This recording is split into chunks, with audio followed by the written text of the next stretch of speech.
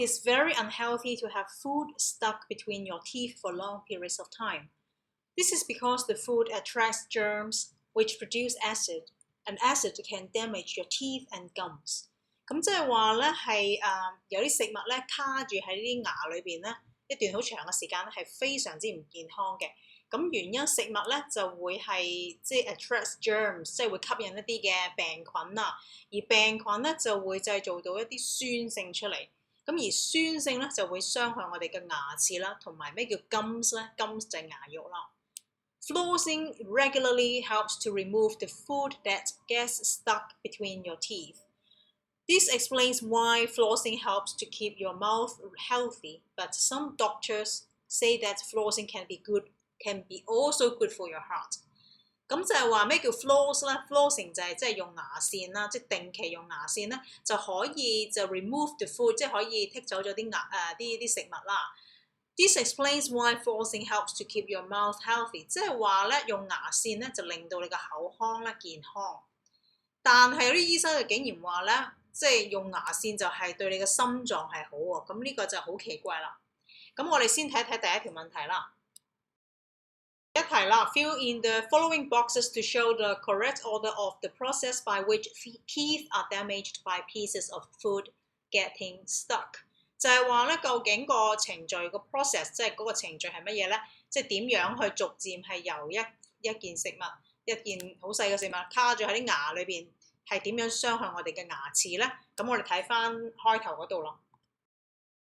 咁首先第一步咧就係、即係點樣會蛀牙？一定係啲食物卡住喺嗰、你啲牙嗰度啦。咁就係 food gets stuck between your teeth 嘅第一步啦。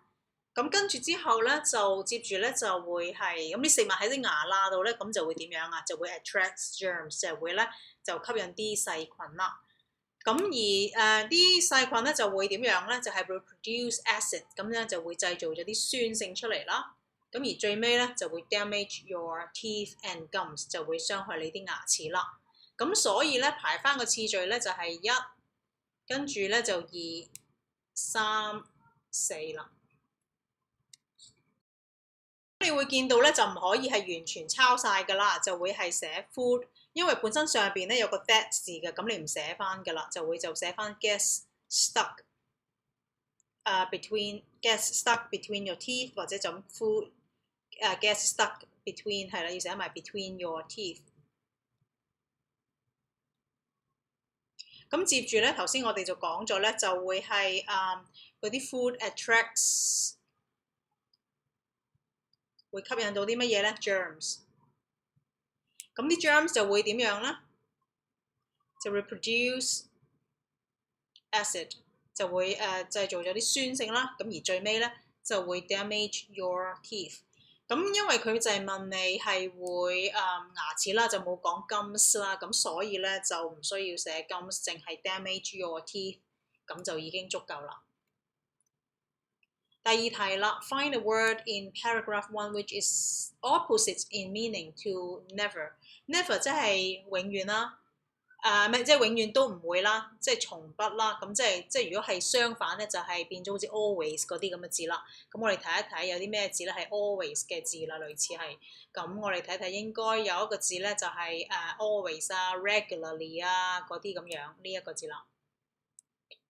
OK， 咁所以咧就會係都係一個副詞啦 ，regularly 即係定期啦。咁你就會寫翻咧，就係regularly。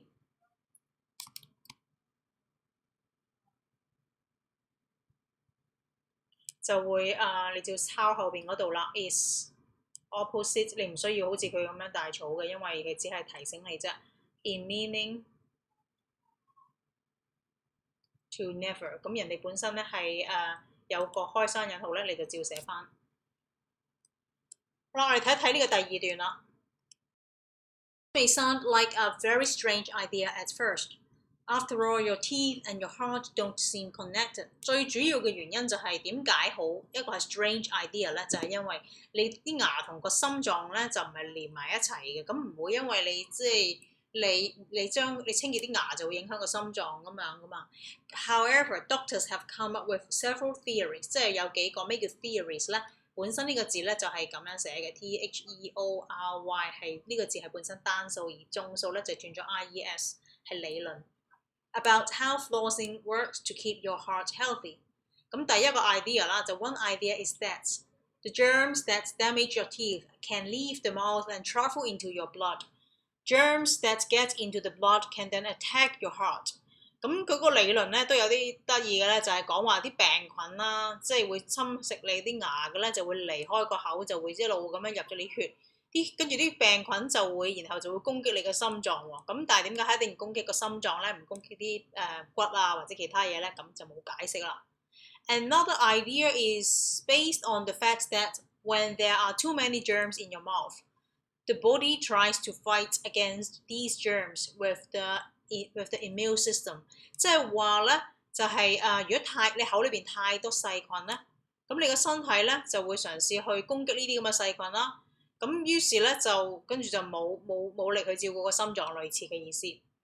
For some reason, the way the body fights these mouth germs may end up weakening the heart over time。 就係佢係咁解啦，就係話咧，就係因為我哋嘅身體就為咗要打呢啲咁樣嘅細菌咧，就最尾 end up 最尾咧就會削弱咗我哋嘅心臟。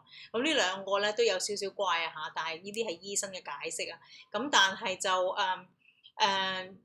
係啦，咁 total 我哋睇睇啦，呢度咧佢有 one idea， 呢個有 another idea。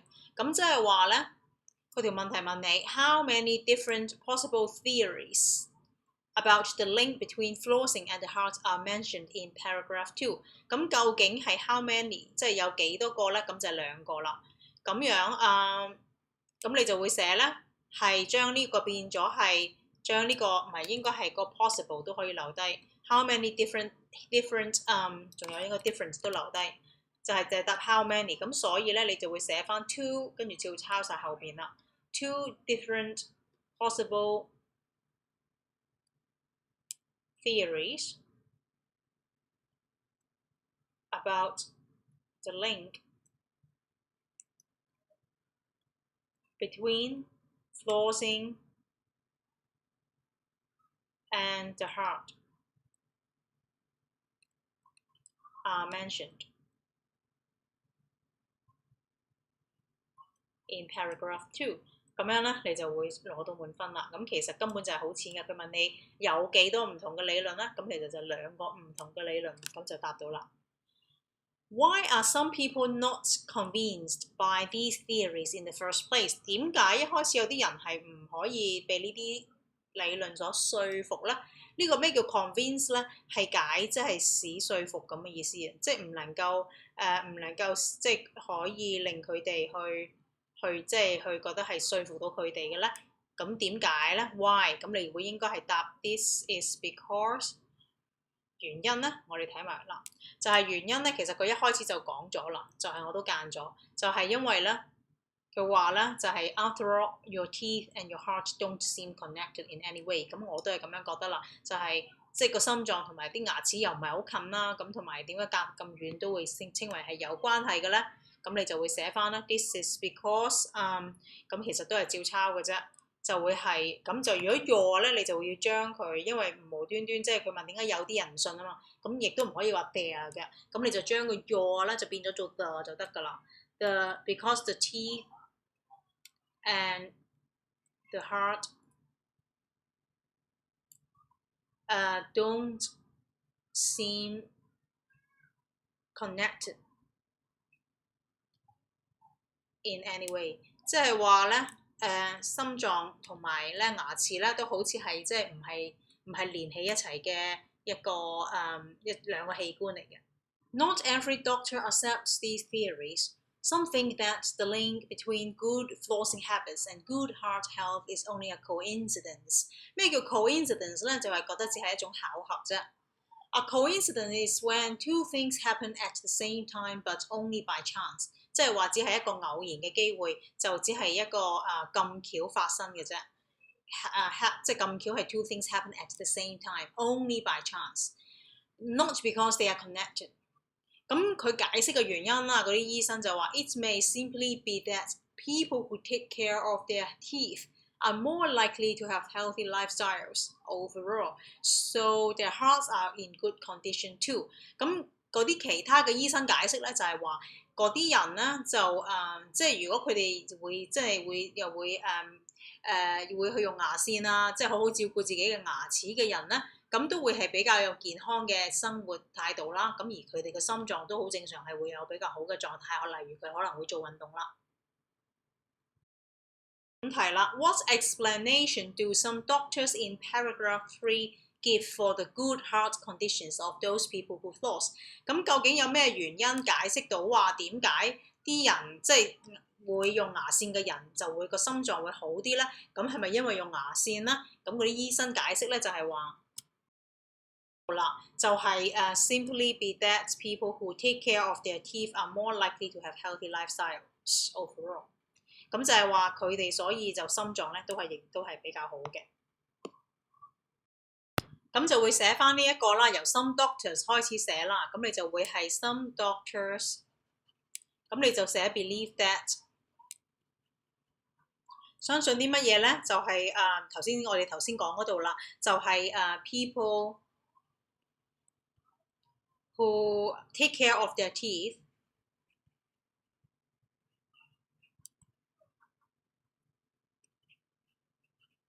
are more likely to have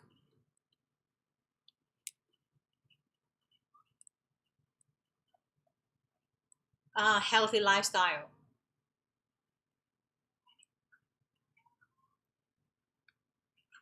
Lifestyles. So their hearts are in good condition. So they have 應該係 so 可以簡短係 so they also have good 寫翻呢度上邊啦 good heart conditions。咁所以佢哋個心臟咧，亦都係會保持得比較好嘅。咁第6題咧就係自由作答啦。Do you floss your teeth every day？ 咁你會話 yes 或者都 no 都得。咁 yes I floss my teeth every day。記住 every day 係2個字嚟嘅。如果佢係一個結尾係一個副詞嘅話，咁because 點解啦 ？Because I want healthy teeth。咁想要啲健康嘅牙齒啦。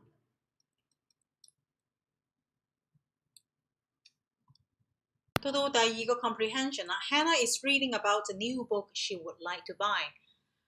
咁呢度咧，其實佢有2個人介紹咗呢本書啦。咁你會見到，咁佢就話啦，呢個 Ben D 12 years old 講乜嘢咧 ？I read The Mysterious House 2 weeks ago, and I think it is the best novel I have read so far this year。咁即係佢係極度讚賞啦。I don't usually like reading very much, but my mom bought this book for me and I finished it within 2 days. The story is a little scary at times. At times 咧，即係 sometimes， 即係話咧呢本書咧就係好好睇啊，2日之內就睇晒啦。咁而呢個人平時都唔中意睇書噶。So I don't recommend it for children under 10， 即係話咧佢唔建議咧，即係10歲以下嘅細路仔，因為實在太恐怖啦。I found the characters very interesting, especially the main inspector. My main character, Inspector Danes。咁即係呢個警長咧係一個主角啦。She was really cool。咁而呢個 Inspector Danes 咧就係一個女性嚟嘅。The storyline was never boring, and there were many clues along the way to keep you guessing. I highly recommend this book。咁佢咧就話個故事情節又唔悶啦，同埋咧中間有好多咩叫 clues 啦。線索啦，好多線索咧，去令到你 keep 住去估究竟嗰個可能兇手係邊個啊咁樣啦。咁佢係極度推薦呢本書嘅，12歲嘅細路。另外咧就有個40歲嘅太太講啦 I bought The Mysterious House for my daughter last week. I have 3 daughters, ranging in age from 5 to 13, and I gave this book to my middle daughter, who is 11。咁樣咧就係話我係有3個女啦，咁就由5至13歲，咁就俾咗呢本書俾佢嗰個中間嗰個女，就係11歲嘅女。However, I now think that I should have only allowed my eldest daughter to read this book。即係話咧，佢即係最大個女就13歲啦，即係最細個女係5歲，咁 middle daughter 就唔知道幾多歲啊，有講係11歲，咁11同13歲啦，咁而最大個女就係13歲。Because my 11-year-old daughter 即係中間個女啦 found this book very frightening， 咁佢話佢中間個女好驚。In fact, I took the book away from her before she had finished it。咁驚到咧個阿媽要拎走咗本書唔俾佢睇。My oldest daughter is now reading the book and seems to be enjoying it. I think I will let my daughters choose their own books from now on。咁即係話咧，佢最大個女咧好中意睇啦。咁即係話佢揀錯咗本書俾個中間嗰個女11歲嗰個女，所以佢就後悔啦，就覺得應該係由得佢哋，即係由得佢啲女去自己揀佢自己嘅中意嘅書啦。What kind of tests are these？ 咁呢一啲係咩嚟咧？點解 these 咧？因為有上下兩個即係評價啦。咁呢啲係一啲嘅book， 你可以唔寫 book 嘅，咁係 reviews。即係一啲嘅即係書評啦。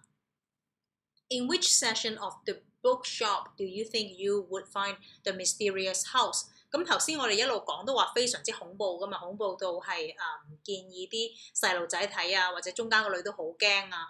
咁 comedy 咧就係嗰個即係好好笑啦，係喜劇。咁而 romance 咧就係一個咩咧？呢一個嘅浪漫劇。浪漫嘅即係或者浪漫嘅書，咁而 thriller 咧就係一啲驚嚇嘅一啲類別啦，咁所以 thriller 咧就會係比較適合擺呢本書啦。C。True or false? Ben recommends this book to readers of all ages。咁梗係 false 啦。點解啊？因為呢度咧上面佢有講過一句咩説話，就係話佢話 I don't recommend it for children under 10， 即係10歲以下嘅佢一啲都唔建議。到下邊啦，第4啦。What profession do you think the character Inspector Dane belongs to？ 咁究竟 Inspector 咧就係解嗰啲即係啲警察官嗰啲嘢。咁 Doctor 係咪醫生咧？唔係啦。Business woman 即係商業嘅，即係啲事業女性唔係啦，即係喺做生意嗰啲。Police woman 警察即係女警，咁係啦，因為 inspector 咧都係即係同 police 有關嘅。答案咧係 C。How old is Mrs. K's oldest daughter？ 咁頭先佢有講過啲女咧由5至13歲啊嘛，咁所以佢最大個女咧就係13歲啦。13 years old。咁另外啦 ，Mrs. K's middle daughter found the book boring， 梗唔係啦，佢驚到阿媽要拎走本書，咁唔係覺得好悶啦。Funny 好開心唔係啦，咁所以咧就只會係 terrifying 即係 means she finds it terrible， 即係好可怕，咁係 B 啦。Riddles. I am a vegetable. I grow underneath the ground. I can be eaten raw or cooked. I help keep eyes healthy， 即係令個眼睛好健康喎。I'm the colour orange。橙色嘅蔬菜喺地下嘅，可以生食又可以煮，專係保持眼睛健康嘅。我諗係應該 carrot， 就係應該係紅蘿蔔啦。OK， 咁佢都係橙色嘅喎，真係。咁同埋咧紅蘿蔔咧就有好多嘅即係紅蘿蔔素咧就有好多能夠保持眼睛健康都係真啦。咁做沙律就係 raw 就係生食 ，cooked 就可以煮咗佢食。I fall from the sky, but I am not rain. I am made of many small flakes. I usually only arrive in winter.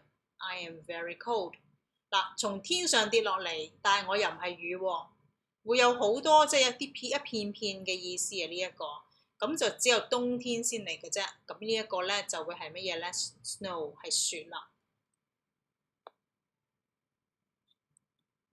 接住啦 ，forms of verbs 啦。呢一度啦，因為咧你見到 since 啦，咁 Hannah 乜嘢 reading since she was 5， 即係自從啦。咁呢一個咧就話俾你聽，應該係一個 perfect tense 啦。Has loved。Hannah has loved reading since she was 5。咁記住要先加 has 啦，再加一個 past participle。From an early age, she was able to finish reading a book in a very short time。即係話咧，佢超級中意睇書，然後咧佢好細個已經可以好快就睇完一本書噶啦。While her brother was watching TV, she 乜嘢 her favorite book。咁 devour 呢個字點解咧？係解 read with interest， 即係總之可以係即係睇書咁嘅意思啦。咁你會見到因為呢個 while 啦，即係當佢阿哥中意或者佢細佬中意睇即係睇緊電視咧，佢就會睇佢嘅書。咁所以咧就會係佢係講緊佢細個嗰陣時啊。呢度係講 from an early age， 咁即係之前。咁所以呢一個咧同埋兼且。呢度用緊過去進行式，咁呢個後面都一定係用過去進行㗎啦，咁就會係 was devouring her favourite book. Last week， 咁你見到上一星期啦 ，her teacher announced 就會宣佈啦，to the class that for the week's assignment she wanted them to write。want somebody to do something 嘅，咁所以咧就會用 to write 啦。A story from their own life experience. Hannah thought， 咁佢就話咧就諗咯噃，咁佢諗咧就話我咧呢個 assignment 即係呢個功課啦，就將會做得好好噶啦，因為呢件事係未做嘅，所以 I will be very good at this assignment。咁啊將會係呢個功課將會做得好好啦 ，because I love reading stories. After school，she immediately 好啦嗱，呢一度啦就喺對話，即係喺佢唔係佢思想之中嘅嘢啦，所以用翻一啲例如現在式 love 或者係 simple future tense 啦。咁但係呢一度咧就講翻佢上星期啦，接住 after school 呢一個咧就去翻呢個 last week。咁所以呢一個 brainstorm 咧就會用翻，因為係 last week 噶嘛，所以咧就會係 brainstormed 啦。咩叫 brainstormed 咧？即係話咧，嗱呢個 brain 就腦啦 ，storm 就係風暴啦，腦風暴即係咩意思咧？即係意思喺度係咁搜索啲嘢，係咁諗啲 idea 咁嘅意思啊。咁所以咧就叫 brainstorm some ideas 啦。OK， 即係喺度諗計仔就叫 brainstorm some ideas on the notebook.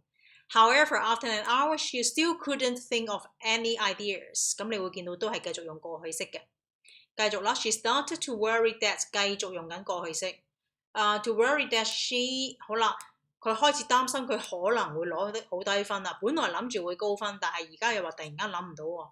咁樣咧就係佢將會攞到啊。咁所以咧就係 would get。she would get a bad mark for the assignment. However, that night, just before she fell asleep, an idea suddenly 乜嘢咧 popped up。嗱，咁你會見到咧，就係嗰晚佢臨瞓啦，見唔見到呢個 fell 係 past tense， 咁呢個 pop 咧都係一樣係 past tense 啦。咁留意 pop 啦，呢個前邊係一個響音啦 ，popped 咧係要兩個 p 嘅 ，popped up in her mind。This idea 乜嘢 in her mind for years， 留意呢個 for 咧都係應該係一個 perfect tense 嘅一個代表啦。咁佢話原來呢個主意一直喺佢腦裏邊好耐㗎啦，咁所以佢呢個對話裏邊啊嘛。咁所以咧就用翻現在完成式啦。This idea 乜嘢咧 has been in my mind for years， 即係話根本喺我腦裏邊諗咗，已經有呢個 idea 好耐㗎啦咁樣。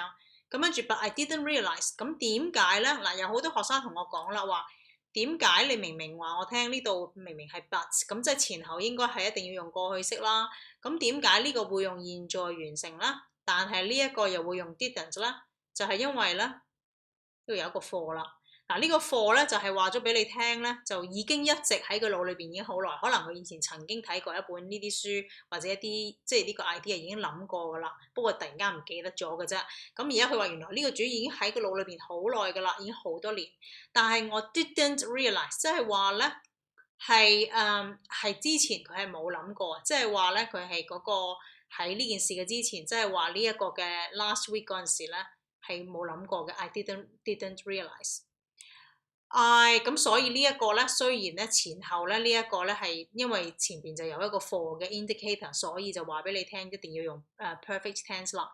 咁但係後邊就話佢點解佢之前係唔記得咗，諗唔起。咁跟住之後咧，佢話咧 I 乜嘢咧 am looking at the wrong place in my mind。咁其實咧，我係一直都揾緊一個錯嘅地方。咁點解用現在完成式、現在進行式啦？呢度冇又冇 now 喎。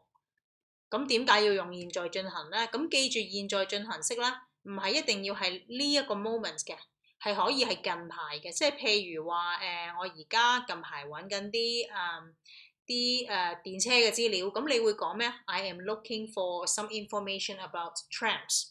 咁可能你呢一刻咧，其實你係喺度打緊機嘅，或者你喺度食緊飯嘅。你食緊飯同媽咪講話，我而家近排揾緊啲電車嘅資料，咁你都會講話 I'm looking for some information about trams。咁但係咧，你就會係用 am looking， 因為你講咧係近排。咁即係話咧，佢呢一個 Hannah 呢一個咧，佢話原來我一直係揾緊一個錯嘅地方嘅喎。咁 I'm looking at the wrong place in my mind palace before。咩叫 mind palace 咧？即係佢腦海嗰度啊。咁所以咧就佢就點解頭先咧就揾唔到啦，諗唔到啦 ，couldn't think of any ideas。Prepositions 啦，咁Hannah writes an email to her sister who lives in Japan， 即係原來佢仲有個妹咧喺日本嘅喎。Dear Hi Lara, I have been working very hard on my writing assignments this week. Work hard on At first, I found it very hard to think of any interesting stories. 即係開頭咧有啲困難諗唔到嘅。But then I had a good idea one night. My story is about the time 係關於一啲嘢啦。About the time when we came to Japan to visit you and I got lost in the city. 咁原來個古仔就係話佢嚟去日本去探佢嗰陣時，跟住蕩失路嗰件事。I thought this would be a very good topic because I can include a lot of detail and describe all my emotions。即係話咧就可以形容佢所有嘅即係啲細節嘅，兼且形容佢嗰個嘅情感啦。I have to hand in the assignment on Friday。咁逢係咩嘢 day 咧就 on 啦。So I have 2 days left to finish it. I'm very pleased with it so far. I have already showed it to mom and dad， 即係 show something to somebody 啦。They said that they liked it a lot. We are going out tonight， 即係今晚咧我哋出去食飯啦。So I will not have much time to do any more writing. I could take my book and try to write some more while we are on the way to the restaurant, but it's difficult to write while traveling in the car。咁我哋又係睇翻啲 preposition 啦。咁就係work very hard on something， think of some any interesting story， 即係 think of something 啦。My story is about the time 係啦，關於嗰段時間啦。Came to Japan, hand in the assignment， 即係交功課 on Friday， 然後咧 showed it to somebody。Going out tonight 即係出街 ，on the way to the restaurant 即係沿途去嗰陣時 ，travelling in the car。接住啦 ，Hannah meets a new exchange student from Japan at school。咁就有一個交換生啦。咁 Hannah 同嗰個 Sawako 就講乜嘢咧？睇下啦。Hi, how long have you been studying here？ 咁佢就話 I have been studying here 自從1月啦，咁你就會用 since January。咁一條問題啦 ，Have you ever been to Japan before？ 咁佢就問佢有冇去過日本啊？咁 Hannah 就話啦 ，Yes, I have been several times because my sister lives there。咁頭先講咗佢嗰個家姐啦，或者阿妹就住喺嗰度啦。I think we are going to visit her again this summer, but I'm not sure yet。咁因為有一個 not 咧，所以你就會寫話唔肯定啦。Great, I have never left Japan before I came here, so it's a new experience for me。咁因為呢度佢有講話係一個 new experience， 所以咧就會話係 I have never left Japan。咁接住啦 I see I have already travelled quite a few to quite a few countries, but I would like to visit more。咁佢話即係已經去咗好幾個唔同嘅地方㗎啦。咁就接住啦，就但係都希望可以去更多國家。咁佢就話 Me too, my family and I have booked a trip to Italy. I can't wait。咁就係話咧啱啱 book 咗一個旅程啦。咁呢一個咧其實咧係可以擺 already 嘅。咁但係你會見到呢度1、2、3、4、5、6啦，咁呢度亦都有6個啦，咁即係換言之呢一個位就一定只可以 already 嘅啫，就唔會 I have just travelled 咁樣嘅，咁所以呢個 already 咧，呢個咧就要用 just 啦，即係話咧係啊，佢話啱啱就 book 咗個 trip 啦，咁就即係等唔切想去啦咁嘅意思。輪到個 close passage 啦 ，When I 乜嘢 8 years old 啦，即係以前啦。Was 8 years old, my family and I went to 乜嘢 my sister who lives in Japan。咁呢一題咧就一定要睇埋前文後理，你先至會答到啦。咁就係 went to visit， 即係去探佢嗰個即家姐就妹啦。On the second day of our trip, we went to a large shopping centre。咁即係話咧，佢就即係形容翻嗰陣時去咗個大嘅購物商場。When my mom went to the cashier to pay for the things she had bought， 就去俾錢啦。I walked away to look at some toys. I was only gone for a few seconds， 即係只係咧走咗幾秒鐘啫。But when I went 乜嘢 to the cashier register, my parents and my sister had gone， 竟然唔見咗喎，咁係 went back 翻去嗰陣時啦。I didn't 乜嘢 where they were， 咁唔知道啦，就係 didn't know where they were, and I felt very scared to be on my own， 即係咧我自己一個人好驚。My parents were also worried because they couldn't 揾唔到我啦 ，couldn't find me anywhere。Eventually 即係等於 finally。A kind lady who worked at the shop took me outside where I 乜嘢 my parents， 咁樣咧就喺嗰度，咁留意一下啦，呢度一直都係用緊過去式啦，咁樣啦 where I found 啦又得 ，saw my parents 又得 ，OK， 咁樣咧就所以咧你佢見到佢個父母之後咧，咁佢就 I was very relieved， 就係鬆一口氣啦，佢就。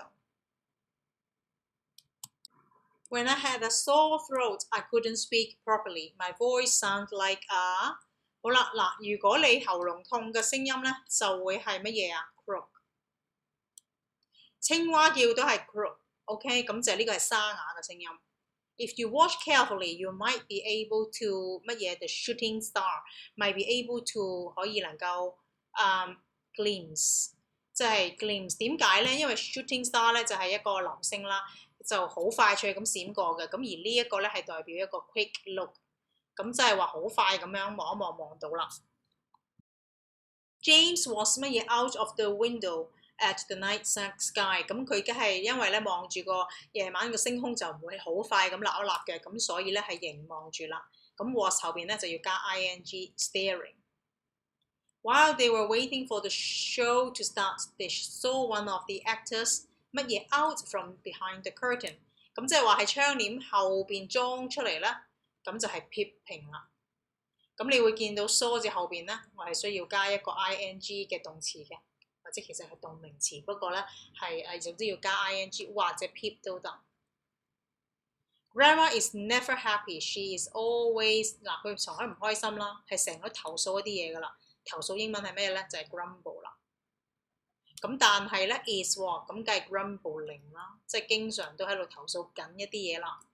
Rob was so nervous when he met his favourite celebrity。Celebrity 咧係名人咁嘅意思啊 ，famous people person 呢個係一個人啦 person。That he 乜嘢咧？咁佢見到嗰個名人之後咧，佢好緊張，所以咧就會口窒窒啦 ，stammer a little when he spoke。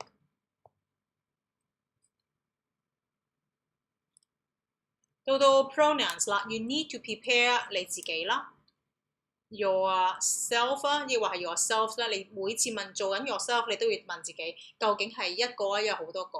咁但係佢 told the class 即係成班人啦 ，yourselves。Let's go on a special trip by， 好啦，呢一度啦，因為呢個啦即係等於 us， 即係讓我們去一個特別嘅旅行啦 ，by ourselves。Hannah's dad was worried that she would injure。佢會整親佢自己啦 ，herself。Hannah's parents bought 乜嘢 some new luggage， 咁樣咧就買俾佢哋自己啦，佢自己買翻俾自己咁，因為 parents 啦，你就會係 themselves。咁留意一下啦 ，themselves 咧一定係有 VES 嘅。咁而你會見到咧，係 ourselves 同埋 selves 咧係有 VES 嘅。咁而 yourselves 咧就要視乎啦。咁因為 the class 啦，所以咧就要 yourselves。好啦 much many few little 咁 much 咧就係一個不可數嘅名詞啦 uncountable noun 啦，而 many 係 countable，few 都係 countable，uncountable 咧就 little 啦。Hannah writes about one of her experiences in Japan. When we visited my sister in Japan, we went out for a big meal. It was a lovely small restaurant. There were only other people in there. 咁 people 咧係一個 countable 嘅名詞啦，咁所以咧就係 a few other people。咁唔會 many 噶嘛，咁所以係 a few 啦。咁記住，如果真係有個 a 字喺前邊咧，其實就只會 a few 同埋 a little。First, the waitress poured SHR 乜嘢咧？就倒咗少少茶俾我哋啦。咁茶係 uncountable 㗎，咁所以咧 a little tea。Then she brought out so 乜嘢 food that we didn't know if we could eat it all。咁樣咧就拎咗好多食物過嚟啦，就跟住之後咧就係我哋都唔知究竟可唔可以食得晒啦。咁係 food 咧係 uncountable 嘅，咁所以咧就係 so much。即係好多好多嘅食物。跟住之後咧就到因為佢有多嘅意思啊嘛。There were so many different things to try， 咁有好多好多嘢要試，係 so many different things to try。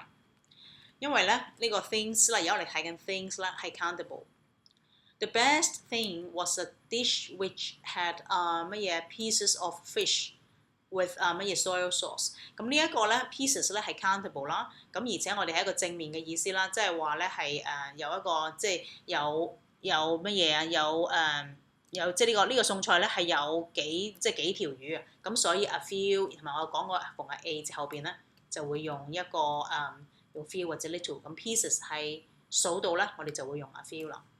咁soy sauce 咧係 uncountable 啦，豉油呢一樣嘢，咁所以咧就會係有少少豉油，就係 a little soy sauce。My parents were also happy because the meal didn't cost 唔係好多錢啊，咁你見到係一個 negative 嘅意思啦，所以 didn't cost much money 啦。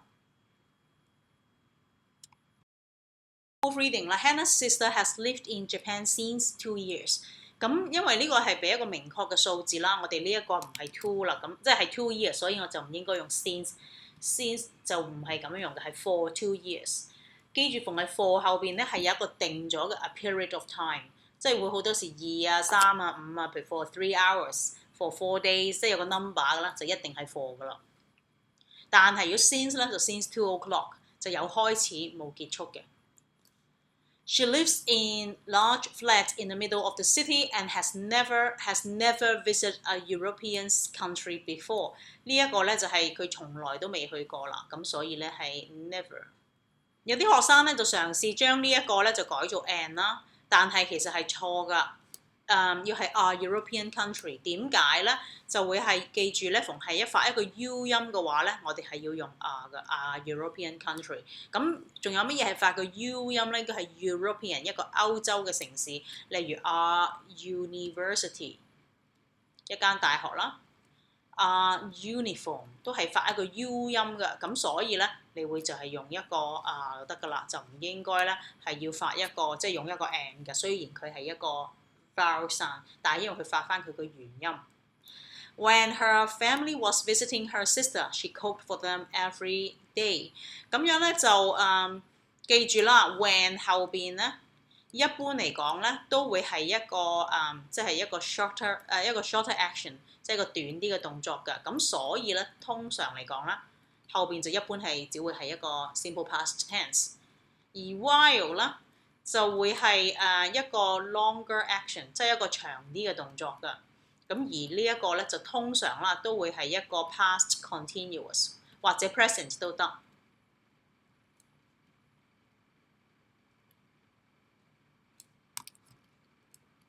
咁當然呢一個啦都會係就咁 simple present 都得嘅。咁所以呢一度咧，因為佢呢度見到佢係 was visiting 啦，咁所以呢一個咧最好咧就要改翻做 while 啦，即係當佢哋去探佢嗰陣時咧，就佢咧就即係日日都煮餸俾佢哋。They welcomed at the airport by Hannah's sister。咁樣咧就係應該係 they are welcome， 即係佢係被佢即係佢俾佢 sister 所接啊或者歡迎啊咁嘅意思，係有一個被動式，即係話佢哋係被佢哋接咗咁嘅意思啦。Hannah brought some gifts for her friends in Japan souvenir shop。咁呢一個咧就咩叫 souvenir 咧？即係解啲即係買手信嗰啲嘅鋪頭啦。咁你喺手信嘅鋪頭咧，就唔會係帶啲禮物嘅英文，咁係買嘅應該。咁所以呢一個咧係應該 bought B-O-U-G-H-T 係買嘅意思啦，就唔係買嘅意思，就唔係一個帶嘅意思，咁就唔應該有個 R 嘅。